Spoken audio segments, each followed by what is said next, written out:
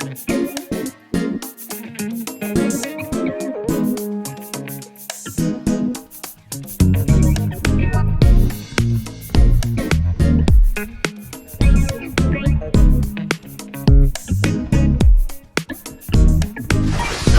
and welcome back to Demystifying Men with Rachel Davis. My name is yours truly, Rachel Davis, and I'm honored to have our extra special guest here on our show tonight, none other than our very own Mr. Johnnie Davis, my husband, who is also the author of this book that I'm holding up called I'm Still Here, From Heart Failure to Heart of a Champion. I asked my husband back on the show because I thought that it would be a wonderful idea for all of our viewers to be able to get to know us on a more intimate level.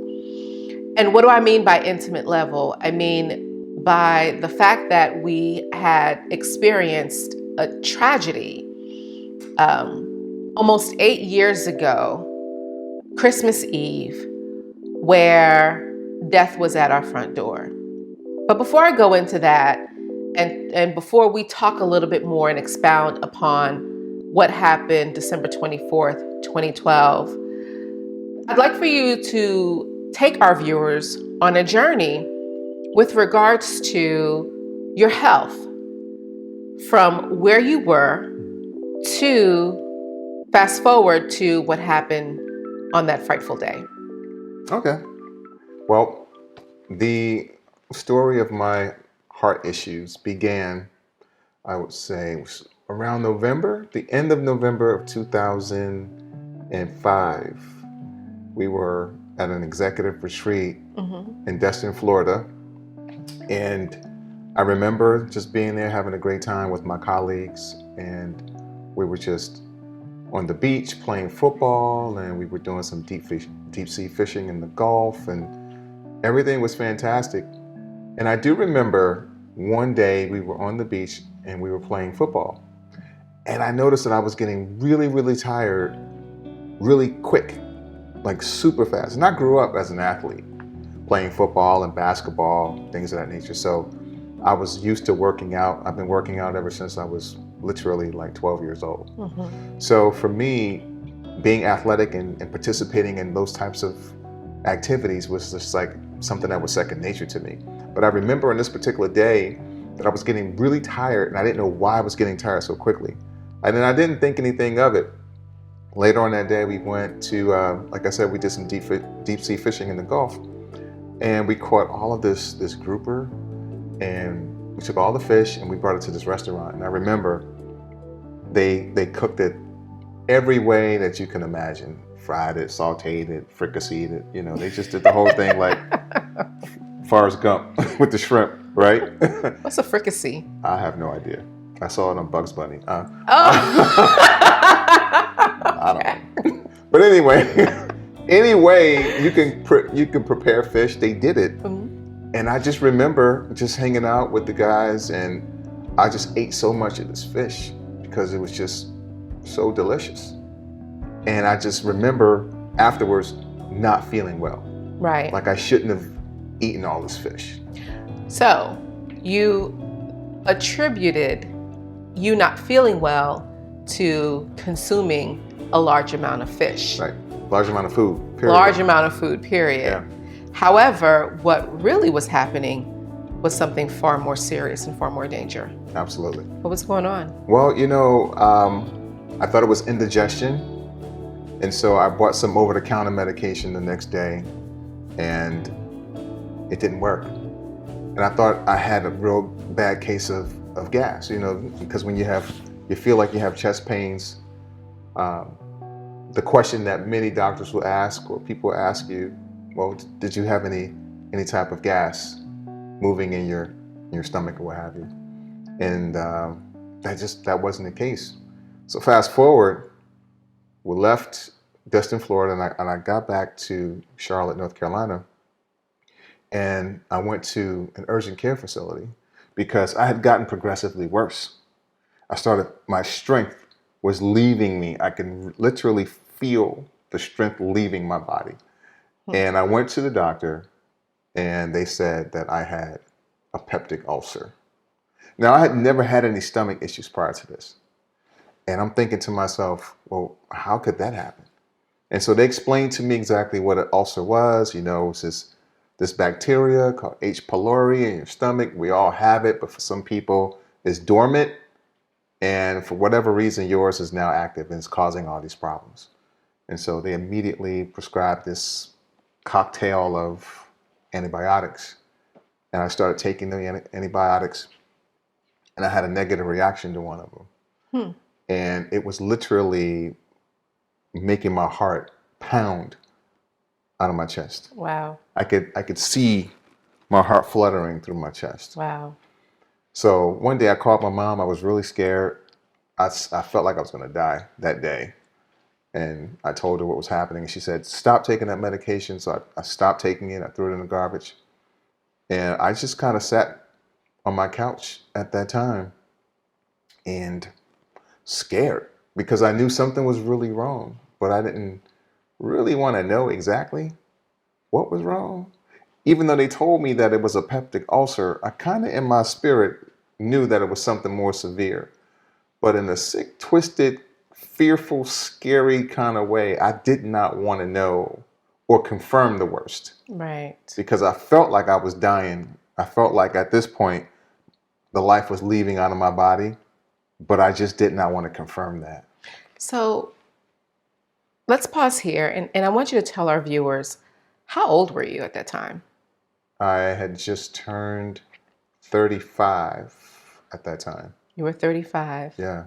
It started at 34 years old, and then I turned 35 in January. Mm-hmm. And so it just carried over into the next year. Right. So many of our viewers may be asking, well, to have such a significant issue, and we're only touching the surface. We haven't even gotten deep into the story yet. But at the age of 35, to have those types of issues, because you mentioned and you referenced your heart, were you a substance abuse user? Did you abuse your body in any way? Were you a drinker or No. diabetes, hypertension, that's high the blood thing. pressure? Like I said, athlete, my entire life. I don't smoke. I've never smoked. I've never used any illegal drugs a day in my life. Never abused alcohol. Never had any type of blood disorder or diabetes or been overweight. Any of the typical factors that will cause a person's heart to go into failure, I didn't meet that criteria. So for me to even suspect something like that was just so far-fetched from my mind. In fact, I actually went to see another doctor because remember I told you they gave me the cocktail for the ulcer and I stopped taking the medication. So I went to go see a gastroenterologist, and the gastroenterologist actually misdiagnosed me as well and gave me a different concoction to take, but did ask the question, have you ever had your heart checked? And I said, no, I haven't. And she says, you should have your heart checked out because it could be something with that. But in the meantime, take this concoction or take this prescription and go get it filled. And you take this new cocktail of medication. Let's see what happens over the course of the next couple of weeks. So I took it, and I took it over the course of like 3 days, as much as I could stomach, and no results, no resolve. It just got worse. I was getting progressively worse. Wow. So what happened after that? Well, one day I was just sitting at home on my couch, and a friend of mine stopped by at the time and my friends knew that I was sick, but they didn't really know exactly like just how bad, because I wouldn't allow them to come over and look and see me like this because I was in a I was in a weakened state, and I was in terrible shape. I mean, my health declined very rapidly. So they came over, they saw me. I was just like slumped over in the couch. My ankles were swollen. I couldn't even put on shoes. I had on socks. And they said, you look like death warmed over. I'm going to take you to the hospital. And thank God they did, because when I arrived at the hospital, they admitted me because they said, They were trying to check. They were checking for. I remember they were trying to find a vein so they can draw blood, and they couldn't find any veins. All my veins had collapsed. And one of the nurses said, "Mr. Davis, whatever your problem is definitely not in your stomach. That's for sure. We're going to keep you here for 24 hours just to monitor you." And I stayed in the hospital for 24 hours. And the next day, that's when the cardiologist came to see me and confirmed that I had what was called congestive heart failure. Wow. So in your book, you write here and where it says, he stepped closer to me, put his stethoscope to my chest, and began listening for my heartbeat. He took 2 fingers and started thumping on my chest to determine if my heart had enlarged. "Mr. Davis, your heart is the size of 2 hearts. So we have to do something to shrink it down. It may never go back to normal size, but we definitely need to do what is necessary in order to get it significantly smaller than it is now." Yeah. Is that what the cardiologist said to you? That's exactly what he said to me. I remember hearing his voice. He's a Hungarian doctor, right? He sounded like Arnold Schwarzenegger. Your heart is the size of 2 hearts, And it's funny now, but it wasn't funny then. No, not at all. But I can, thank God I can laugh about it today. I can joke about it today. But that's the only way it keeps me from crying about it, right? But he told me it was the size of 2 hearts, and that it more than likely my heart would never get back to normal size, but we had to do something in order to shrink it because there was just no space for my heart to beat. And if it didn't, that I wasn't going to live very long. In fact, they told me at that time, the doctor told me, as well as all of the other doctors that were on in the ward, on that floor, they told me that the likelihood of me reaching age 50 probably never happened. Because my heart was so bad. The condition, my ejection fraction, and for those of you that are unfamiliar with that term, ejection fraction is the measurement of how much blood your heart is pumping throughout the body. And a normal ejection fraction is anywhere between 55 to 70%, depending upon which doctor you talk to. And mine was at 8%. So this is what he did. He said, a normal heart does this. Yours is doing this. It's barely moving. And he said, so if we don't get your heart, to shrink and to pump more, that you're going to need a heart transplant. And I said, a heart transplant? Like so wait a minute, hold on. You want to take the heart that I have out of my chest right now and replace it with somebody else's heart? Is that what you're saying to me, doc? And he said, yes, if you want to live. And so, and then he said, well, let's see. You're young, so we can try coming up with the right combination of medication to see if we can get your heart to do 2 things. We needed to shrink, and we also needed to constrict and pump more blood. So let's see what happens over time. And so that's what I decided to do. As your wife, I'm still baffled to hear everything that you've gone through with regards to your health, and to know that I know the story intimately, but yet and still to listen to you yet again, it still does something to me at a very visceral level that I don't think will ever go away or will ever change. How does your story impact you?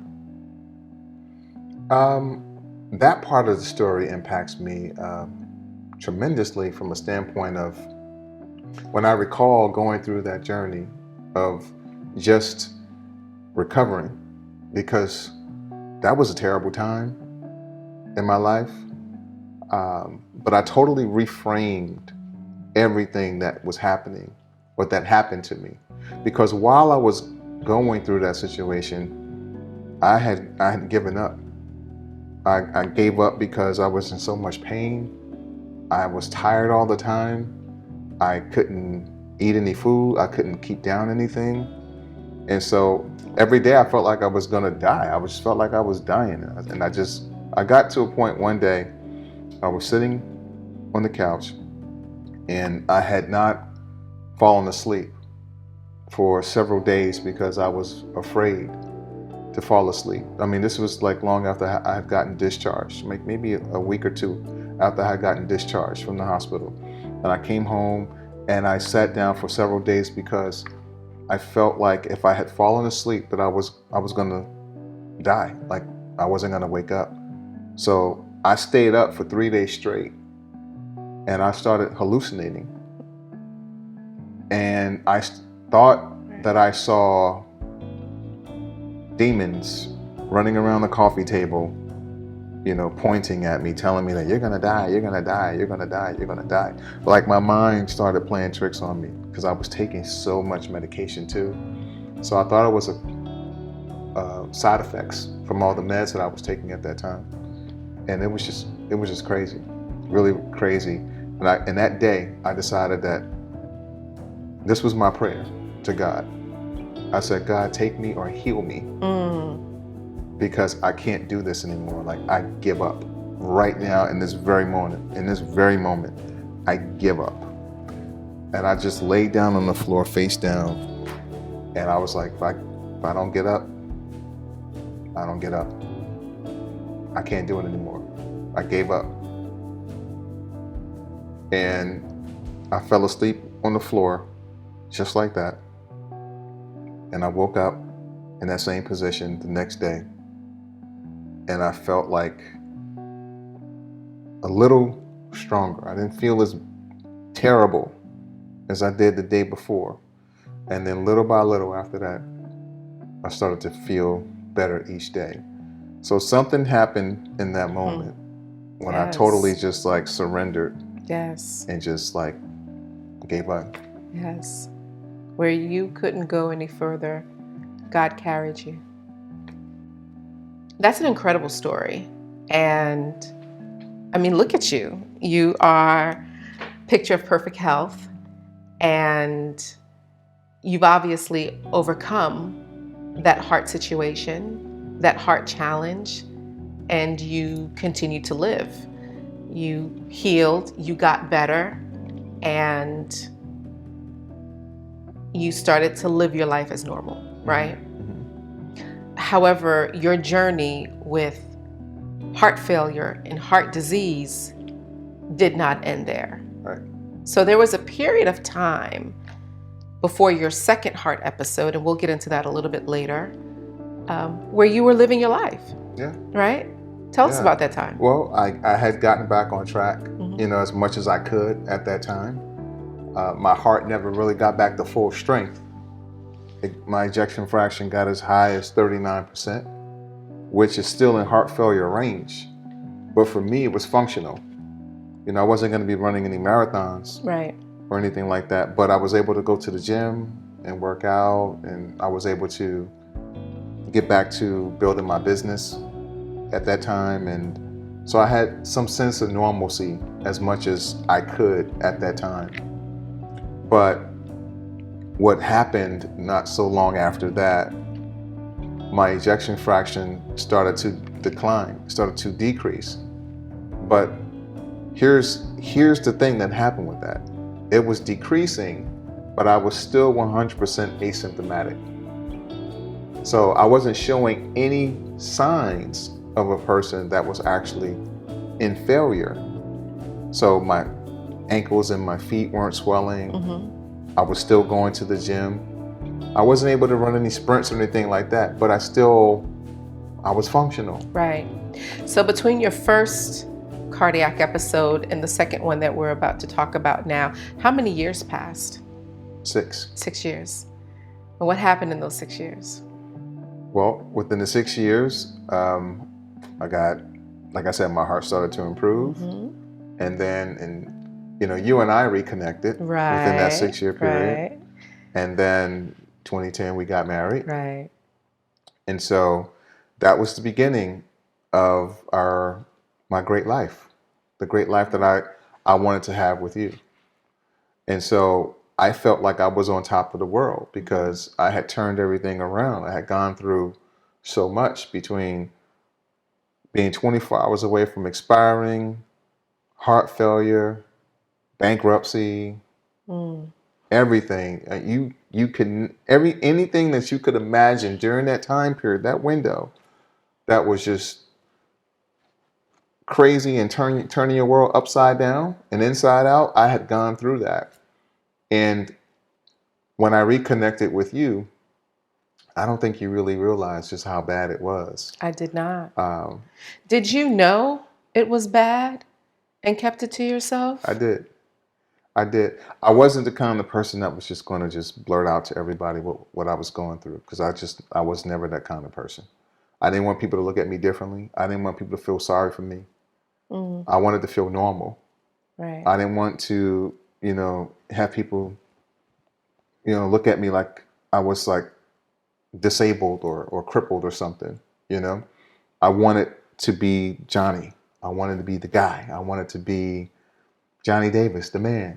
In my mind, I was still that guy, but I just didn't internally, physically, I knew that I wasn't, but in my mind, I was still that guy. And so that was the image that I wanted to continue to portray. That was the perception that I wanted to continue to manage, for people. So I didn't want people looking at me with pity and sympathy. So I didn't necessarily share just how bad it was. No, you didn't. With you or anyone else. No, you didn't. Not at all. And so we got married and we got off to a great start as far as building our life together, right? There's another excerpt in the book here that I want to read to our viewers. And it says, let's see here. Rachel and I arrived at his office later that afternoon, and normally when the doctor saw me, he greeted me with a smile and a firm handshake. This time he wore a different expression on his face. It was one of deep concern and worry. He walked into his office, sat in the chair across from me, and then he lowered the boom on us. Johnny, I'm sorry to say this, that the results of your last echocardiogram were not what we were expecting at all.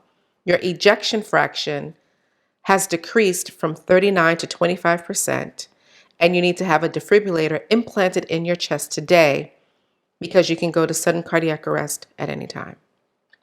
Yep. I remember that day. Yeah. I was sitting in the doctor's office with you. Yeah. Shocked. And you remember what he said after that? I do. He said that we have a problem. Yes. And I said, well, what's the problem? He said, well, you're only 40 years old and your insurance company won't pay for it. Won't pay for what? The device that I needed. He said, you need to have a defibrillator implanted in your chest because you can go into cardiac arrest. But if you don't get it, there's going to be a tragedy in your household. But the problem was, because I was 40 years old and I was asymptomatic, the insurance company wouldn't cover it.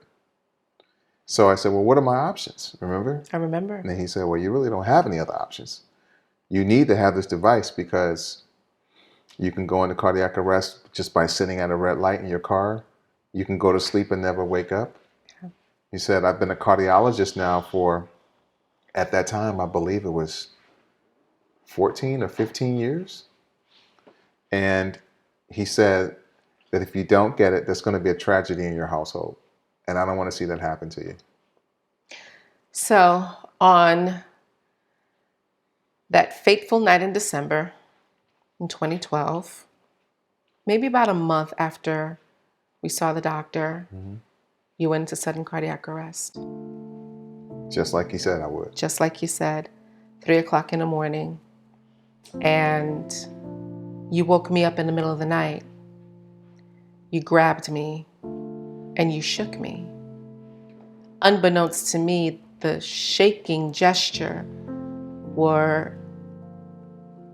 you actually having convulsion-like movements. And I was shaking you, saying, baby, wake up, wake up, wake up. You're having a bad dream, but you never responded. And so I immediately jumped up, turned the lights on, and saw you laying in the bed having those convulsion-like seizures with your eyes rolling in the back of your chest. And from that moment on, I think my life, our lives forever changed, because it was on that night that I witnessed you take your last breath. After I administered CPR on you for 10 minutes, as I was screaming to the paramedics and the 911 operator that, please hurry, please hurry, please hurry, he's dying, please hurry. As I sat over you and gave you chest compressions, I felt my whole body seize because I could not stop. But at the same token, your breathing was becoming more and more labored. Your eyes stopped moving. Your body stopped moving.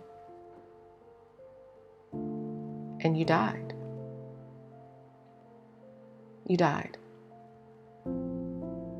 Paramedics came to the house and they immediately started working on you. The firemen came to the house and started working on you immediately. And these men, they are our angels to this day. They got you off the bed, put you on the floor, and started continuing the chest compressions where I left off. And they shocked your heart with a defibrillator. First time, no pulse. They shocked you again, a second time, no pulse. They shocked you again, a third time, no pulse. They shocked you again, a fourth time. They got a pulse and lost it.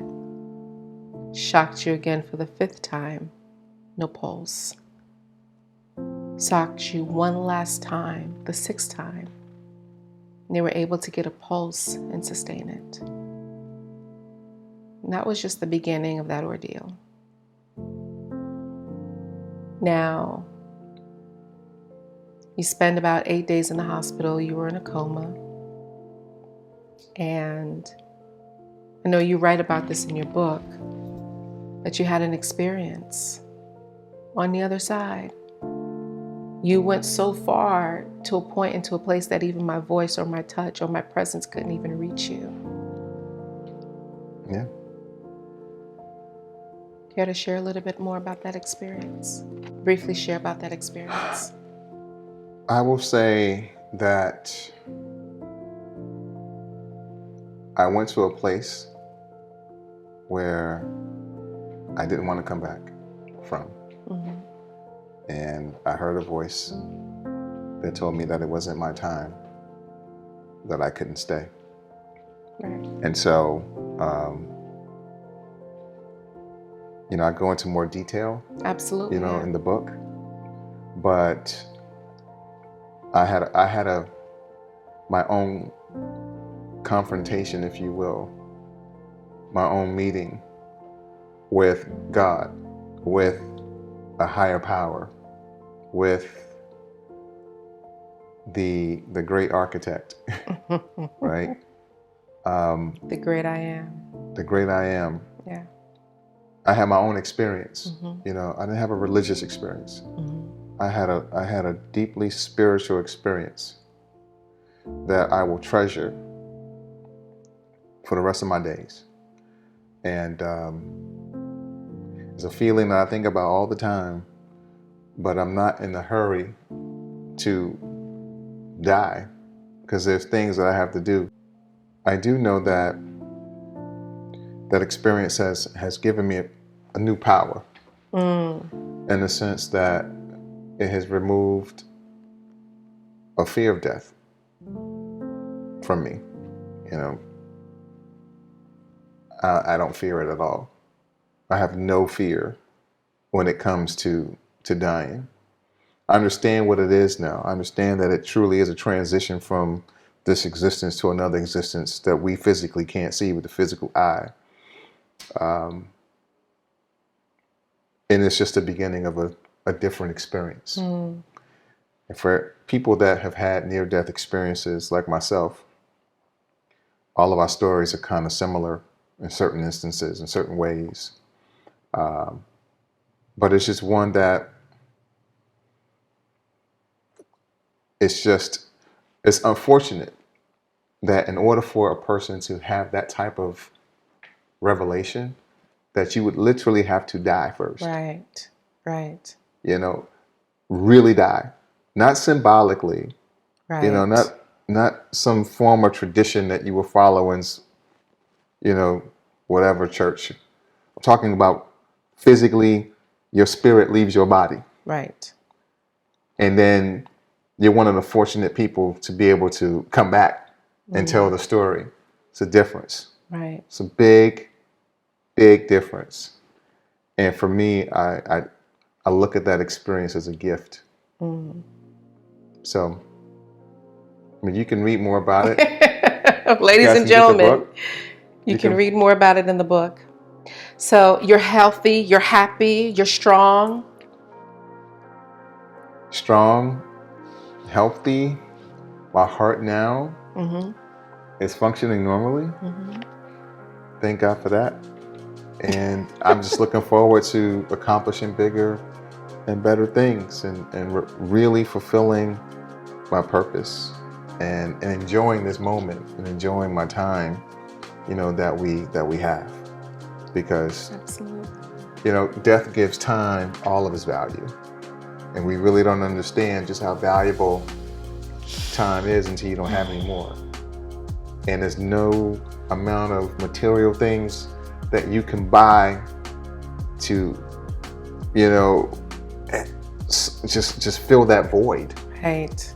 Of just giving you a sense of like self-worth. There's nothing that you can do to do that, other than you being able to spend the time with the people that you love the most, you care about the most, and you doing whatever it is that you were born to do to fulfill your purpose while you're here on this side of the plane.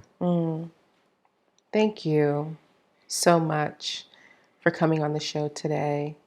And thank you for sharing your story with such vulnerability, authenticity, and transparency. I love and appreciate you for it. Thank you. Yeah. I wouldn't be here without you. That's why you are my wife saver. Oh, I love you. All right, so tell the folks how they can get a copy of your book. You can go to imstillherethebook.com and you can get the book directly there, or you can go to Amazon and type in I'm Still Here the book, or I'm Still Here Johnnie Davis. The book will pop up on your screen and you can get it there. You can get it in paperback or Kindle.